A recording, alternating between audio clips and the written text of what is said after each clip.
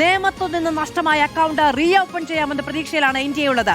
തിരുവനന്തപുരത്ത് 3-ലധികം സീറ്റുകളും മഞ്ചേശ്വരത്തും പാലക്കാടും ജയിക്കുമെന്ന ഉറച്ച വിശ്വാസവും BJPക്കുണ്ട്.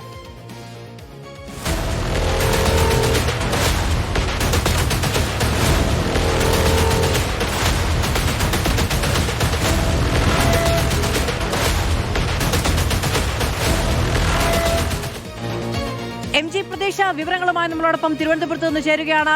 MG പ്രദേശ നേമത്തു നിന്നാണ് എണ്ണിത്തുടങ്ങുന്നത്. BJP ഏറ്റവും നല്ല സാഹചര്യമാണെങ്കിൽ സംസ്ഥാനത്ത് 5 മണ്ഡലങ്ങൾ എന്നുള്ളതാണ് ഈ കൊട്ടിക്കലാശം കഴിയുന്ന ദിവസം അവരുടെ പ്രതീക്ഷാ നേതാക്കൾ പങ്കുവെക്കുന്നത്. എത്രത്തോളം ആത്മവിശ്വാസമുണ്ട് BJP ക്യാമ്പിന്?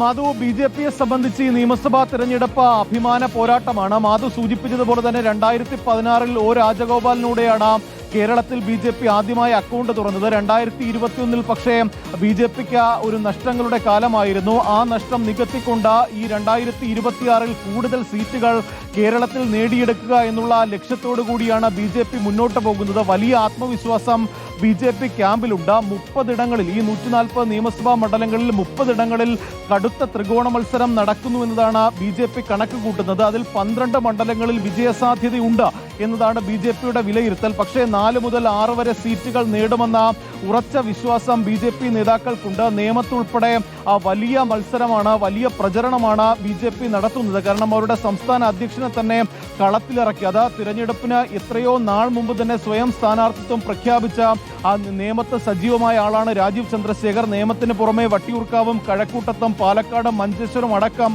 BJP വിജയപ്രതീക്ഷ വയ്ക്കുന്ന മണ്ഡലങ്ങളാണ്. മാത്രമല്ല വലിയ പ്രചാരണം, ആദ്യഘട്ടത്തിൽ ശബരിമല സ്വർണ്ണക്കൊള്ള ഉൾപ്പെടെയുള്ള വിവാദ വിഷയങ്ങൾ പ്രചരണായുധമാക്കി BJP മാറ്റിയെങ്കിൽ പിന്നീട് വികസനത്തിലൂന്നിയായിരുന്നു BJPയുടെ പ്രചരണം.